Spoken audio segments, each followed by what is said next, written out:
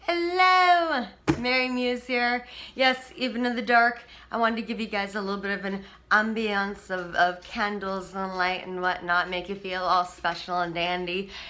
Because you know what? I don't know what day it is when you're watching this, but it is Monday night. See the darkness outside? Monday is officially over.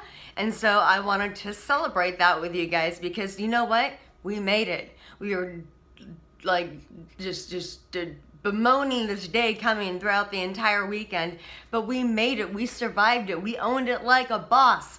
And I don't know what you suffer with or struggle with rather on Mondays in particular. Maybe it's just getting up and going back to work after the weekend. Maybe it's picking up the kids from school. Maybe it's co-parenting with an ex. For me, what I deal with on a Monday is anxiety and depression. That's like the start of the week, start of planning. Oh my gosh, what do I have to do? I have to orchestrate all these things, phone calls, pick up prescriptions, go to this doctor appointment. Too much for me.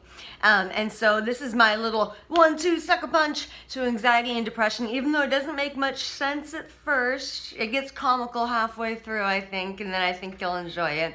But I'm hoping that this empowerment feeling that I'm feeling over having conquered anxiety and depression today, pardon me, just oozes like through osmosis over into you and empowers you on whatever day of the week it is for you. So, all right, it is entitled #Sorry Not Sorry. My enthusiasm waxes and wanes as quickly as these autumn winds. I don't know how much longer I'll be able to stay here, but I'll try my best. I always try my best. My chest feels simultaneously as if it's breaching, both erupting at my horsehair seams with armies of aflamed fire ants of anxiety spewing out from my cracked, charred porcelain shell, and both caving in upon itself, a cold vacuum core deep within my expended chest, the weight of my mind pulling and compressing the chaos within, dying celestial beings of potential violently colliding into stardust, the phosphenes that you see when you rub your eyes. Is this even possible, to feel too much to be contained in this delicate mold?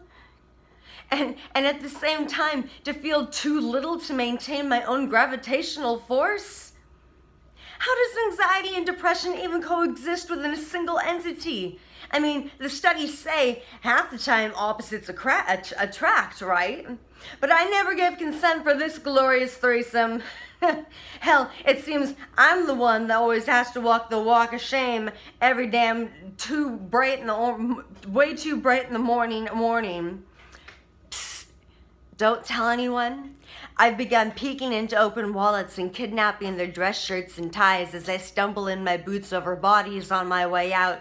Slowly but surely I'm learning how not to let every piece of me be left behind with them. Oh, and panties? Double check.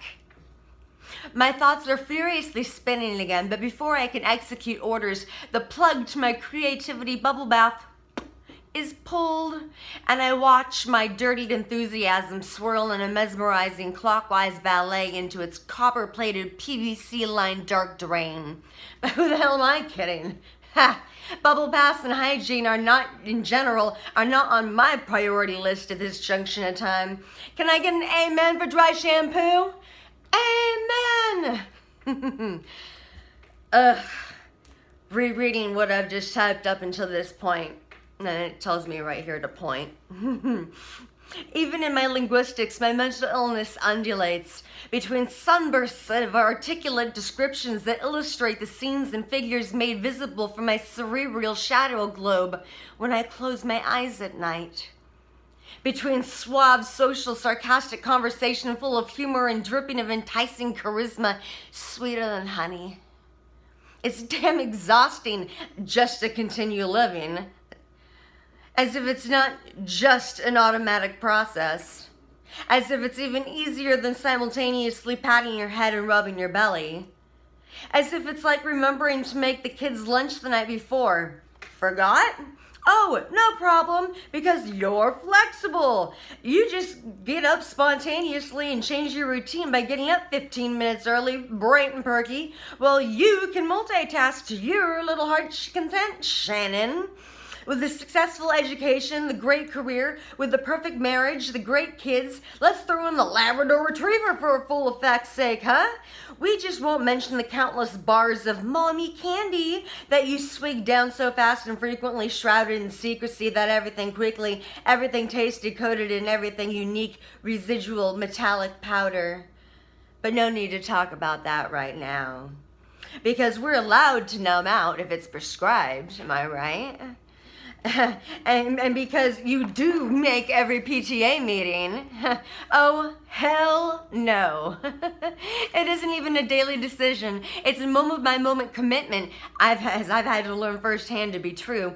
An oath to no one other than myself that I am worth standing up for the 8th time, that I am worth remaining in the uncomfortable, that I am reframing my own carcinogenic thoughts.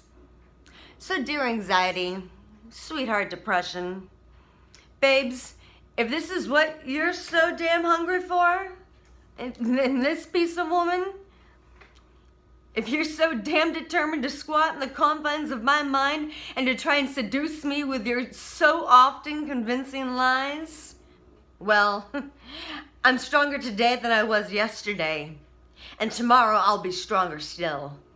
So I'm raising the rent in my head, bitches, and you have yet to see what ruthless I will become. Prepare to get your hearts broken.